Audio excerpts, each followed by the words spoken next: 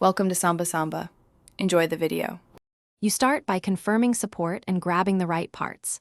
Check your phone's settings or specs for OTG and use a Type-C OTG adapter that explicitly supports data transfer. Charging-only adapters won't work. Once done, connect the adapter to your phone firmly, then attach the USB device, flash drive, keyboard, or controller. Make sure the external device has power if it needs it. This immediate connection step gets you into action without unnecessary setup delays. You now access the attached device and configure it. Open your file manager or the app you'll use to read files. Most Android devices auto-mount USB storage, but if not, tap notifications to mount.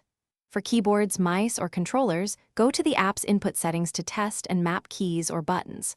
Once you're done transferring files or configuring input, use the system's Safe Eject option. This prevents corruption.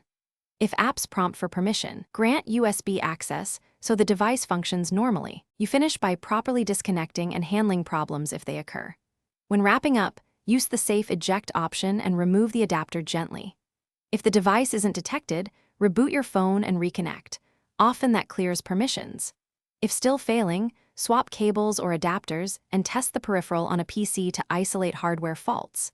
Make sure high-powered devices use an externally powered USB hub, because phones can't always supply sufficient current, and that resolves many common issues quickly. Thanks for watching.